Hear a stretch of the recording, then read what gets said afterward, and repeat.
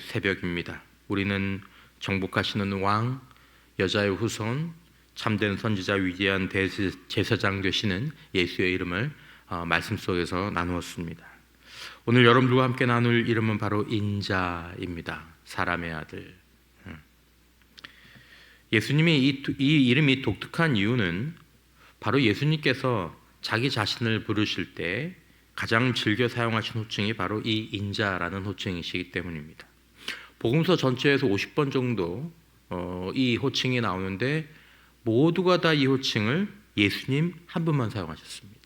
제자들도 다른 사람들도 예수님을 향해서 인자여 이렇게 말한 적이 없습니다. 예수님이 다 자기에게만 인자라는 이 호칭을 사용하셨습니다. 그러니까 무슨 말입니까? 예수님의 자기 이해가 그리고 예수님의 자기 소개가 가장 밀접하게 담겨 있는 호칭이 바로 이 인자라는 호칭이다라는 것입니다. 예수님은 당신을 인자라고 생각하셨고, 그리고 사람들이 아직 그것들을 잘 모르지만 인자라고 사람들에게 자신을 소개하신 것이죠.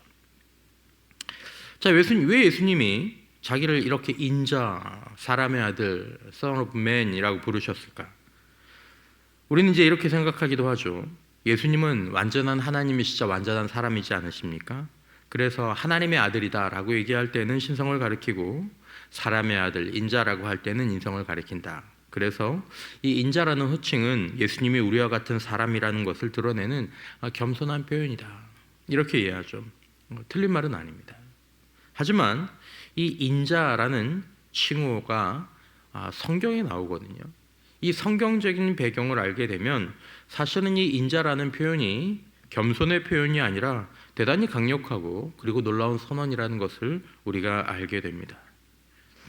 성경의 인자라는 이 호칭의 배경은 오늘 읽으신 다니엘서 7장에 있습니다.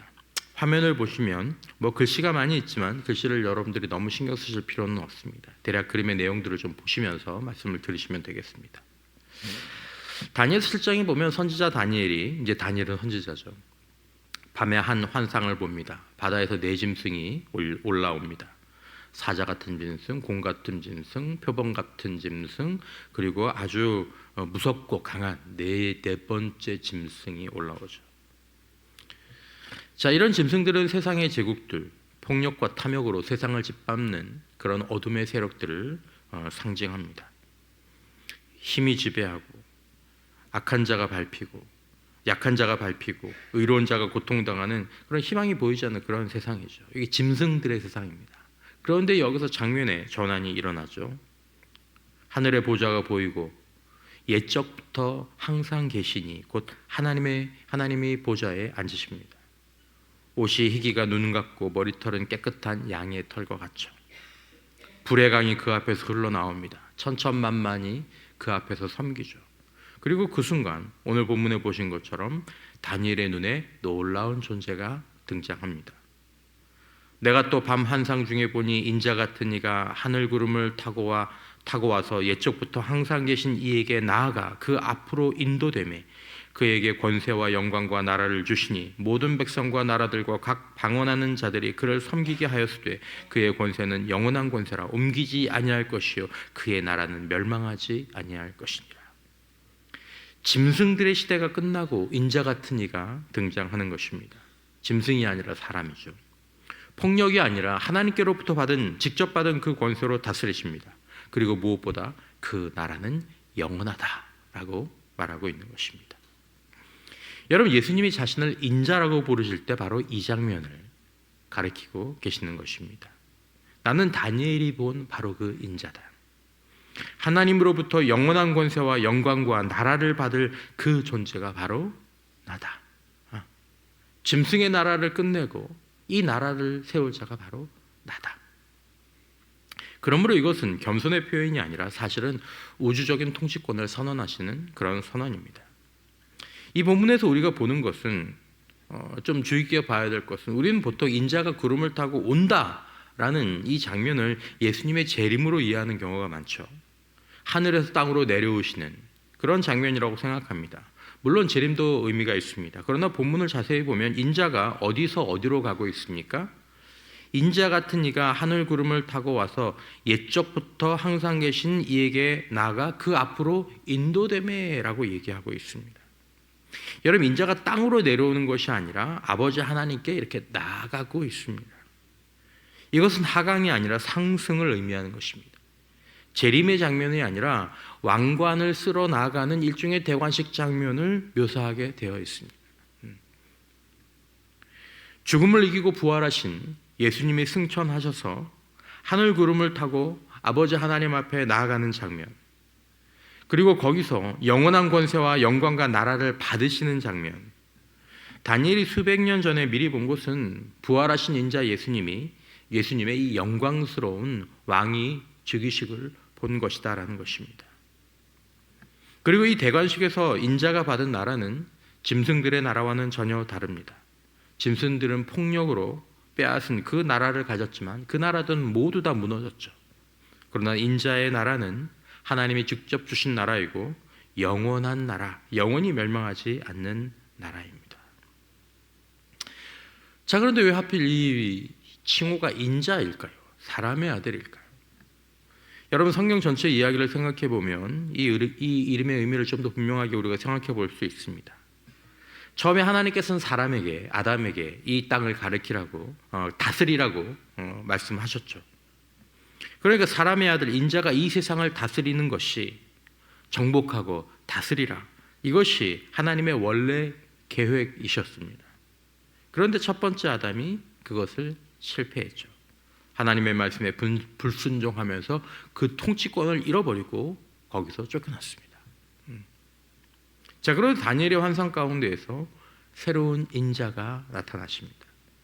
첫 번째 아담이 잃어버린 그것을 되찾을 참된 인간, 마지막 아담, 예수님이 바로 그 분이신 것입니다. 하나님이 원래 사람들에게 맡기셨던 그 통치를 완성하실 분, 그리고 참된 사람의 아들, 그분이 바로 참된 인자인 것입니다. 자, 근데 여기 문제가 하나 있습니다. 그 영광스러운 인자가 어떻게 첫 번째 사람의 아들, 첫 번째 아담의 자리를 대신하여서 어떻게 그 보좌에 앉으시게 되는가? 어떻게 짐승의 모든 권세와 나라를 폐하시고 하나님 나라, 영원한 그 나라의 영광을 받게 되시는가? 오늘 본문 마가복음 8장을 보시면 이 마가복음 8장이 바로 이 사건은 복음서에서 예수님의 사역에 가장 극적인 전환점이 일어나는 바로 그 장면입니다. 모든 복음서에서 이 사건이 바로 그런 의미를 갖습니다. 이 사건 전과 후로 예수님의 메시지의 내용이 확 바뀌기 시작하죠.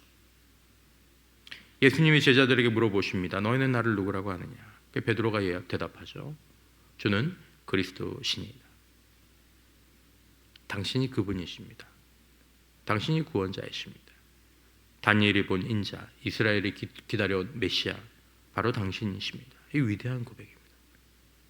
자, 그런데 그 말씀을 예수님이 듣고, 그래, 맞다, 네가 잘 알았구나. 그렇게 예수님께서 대답하시고, 사실은 예수님께서 이어서 충격적인 말씀을 하시죠.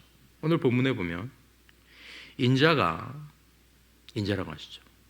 많은 고난을 받고 장로들과 대제사장들과 서기관들에게 버림받아 죽임을 당하고 사흘 만에 살아나야 할 것을 비로소 그들에게 가르치시되, 그 전에는 안 가르치셨다는 거예요. 그래, 너희가 나를 그리스도로, 인자로 이해했구나. 그럼 이제 내가 가야 될 길이 바로 이 길이다라는 것이죠. 인자가 고난을 받는다. 인자가 버림을 당한다. 인자가 죽임을 당한다. 베드로가 언뜻 이 말씀을 받아들일 수가 없었습니다. 좀 이해 충돌이 되지 않습니까? 아니, 왕이 왜 버림을 받고 왜 죽임을 당합니까? 영광의 보좌로 나아가서 그 나라를 상속해야지. 방금 전 다니엘의 그 영광스러운 인자를 베드로가 고백했는데 고난받고 죽는 인자라니, 이게 말이 안 되는 거죠. 그래서 베드로는 예수님을 붙잡고 항변합니다. 주여, 그럴 수는 없습니다. 절대로 이런 일이 주님께 미쳐서는 안 될 것입니다. 베드로의 마음을 이해할 수 있는 것이죠. 영광의 왕이 고난받고 죽는다, 십자가에서 죽는다, 이게 모순처럼 보인 것입니다. 그때 예수님께서 어떻게 반응하셨습니까?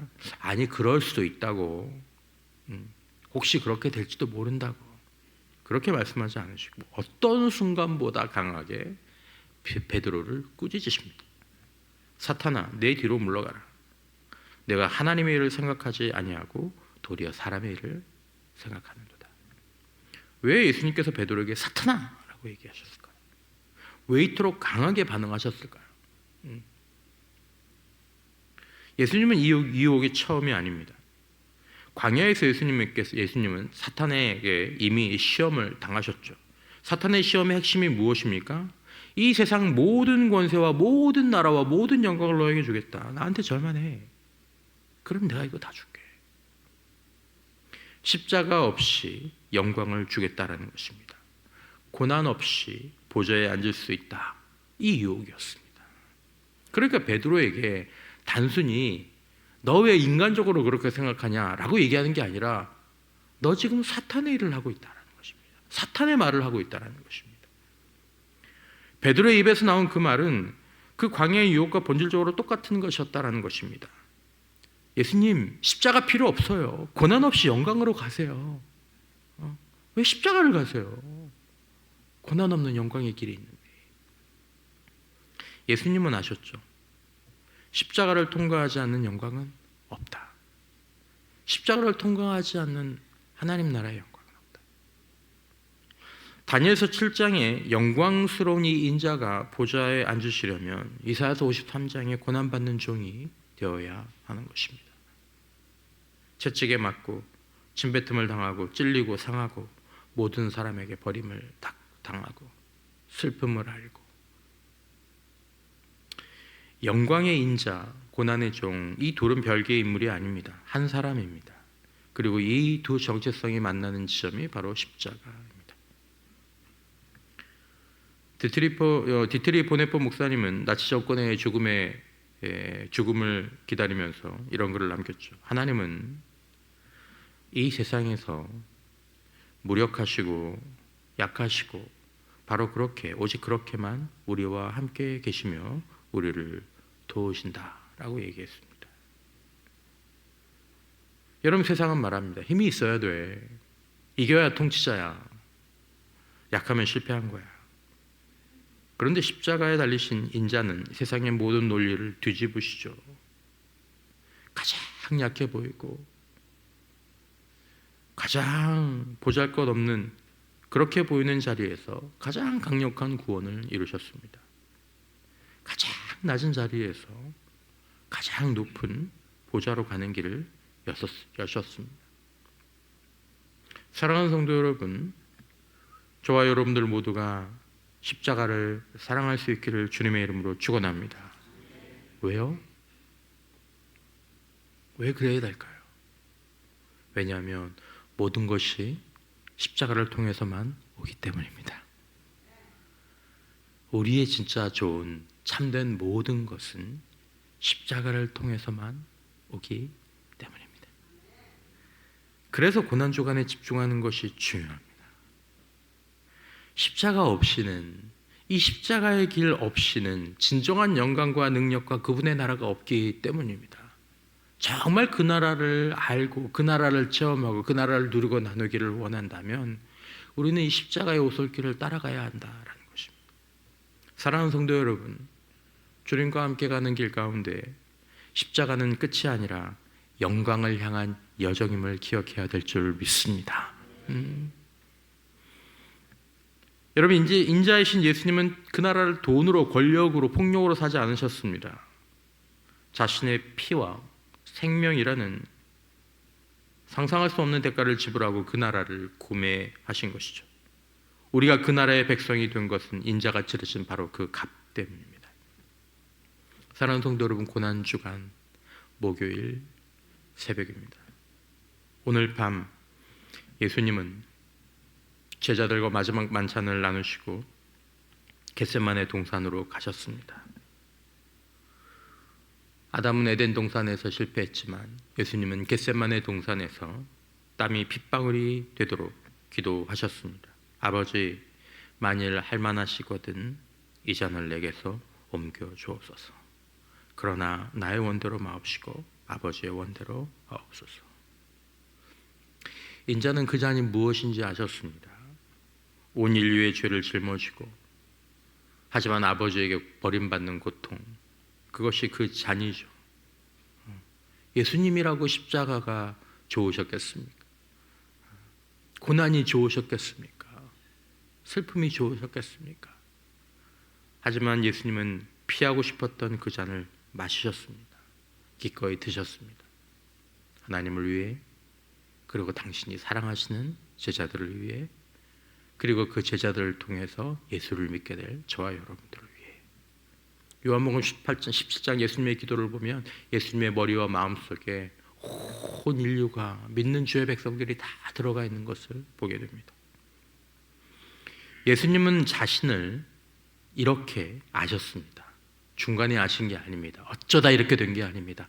처음부터 자신을 나는 인자다, 그렇게 부르시면서 이 길을 가리라 마음에 두셨습니다. 그 잔을 마시지 않으면 영원한 나라가 열리지 않기 때문입니다. 십자가 없이는 하나님의 영광이 우리의 삶 가운데 드러나지 않기 때문입니다. 그 잔을 마시지 않으면 저와 여러분들이 하나님 나라의 백성이 될 수 없기 때문이죠. 그리고 인자는 십자가에서 죽으시고 사흘 만에 살아나시고 승천하셔서 다니엘이 본 바로 그 장면대로 하늘구름을 타고 옛적부터 항상 계시니 아버지 하나님 앞에 나아가셨습니다. 그리고 영원한 권세와 영광과 나라를 받으신 줄 믿습니다. 여러분, 그러므로 십자가는 실패가 아니었습니다. 바로 십자가는 하늘 보좌로 가는 길이었습니다. 오늘 이 새벽에도 인자하신 예수님은 그 보좌에서 온 우주를 다스리고 계십니다. 짐승들의 나라는 과거의 역사를 보십시오.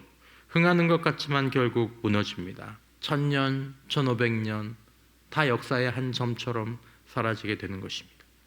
그러나 인자의 나라는 영원히 멸망하지 않습니다. 예수님은 제자들에게 이렇게 말씀하셨습니다. 누구든지 나를 따라오려거든 자기를 부인하고 자기 십자가를 지고 나를 따를 것이니라. 우리는 이 아침에 이 길을 인자의 길이라고 다시 발견하게 됩니다. 인자의 길을 따르는 제자들에게 십자가가 있습니다. 세상이 주는 편안함과 타협하고 싶은 유혹이 있습니다. 고난을 피하고 싶은 유혹이, 그저 영광의 보좌와 힘과 권세만을 바라는 마음이 우리에게도 있죠. 베드로에게 왔던 그 유혹, 굳이 고난받을 필요가 있냐? 좀 더 쉬운 길이 있는데, 그 속삭임이 우리에게도 있습니다. 그러나 우리의 인자가 보여주신 길은 분명합니다. 십자가를 통과하지 않는 영광은 없다. 다니엘의 환상 속에서 떨며 바라보았던 그 영광스러운 존재, 온 우주의 왕, 그분이 우리 예수님이십니다. 그러나 이 영광의 왕은 그 보좌에 앉기 전에 먼저 십자가의 잔을 드셨습니다. 면류관을 쓰시기 전에 가시관을 쓰셨습니다. 만민의 경배를 받기 전에 만민의 조롱을 받으셨습니다. 그것이 바로 우리 인자의 길이었습니다. 예수님은 자신을 그렇게 이해하셨고 그 길을 가셨습니다. 우리는 어떠해야 하겠습니까? 예수님은 너희도 인자의 길을 통해 영광으로 나아가라고 말씀하십니다. 여러분, 오늘 하루 목요일 겟세마네를 향해 그 어둠 속으로 묵묵히 걸어가신 인자의 뒷모습, 십자의 길을 올라가신 그 주님의 뒷모습을 마음에 품는 저와 여러분들 되시기를 축원합니다. 그리고 우리 각자의 자리에서 나도 십자가를 지고 주님을 따르겠노라는 결단을 새롭게 하셨으면 좋겠습니다. 사탄의 속삭임을 물리치고 인자의 길을 걷는 영광스러운 주님의 백성, 저와 여러분들 모두가 되시기를 주님의 이름으로 축원합니다.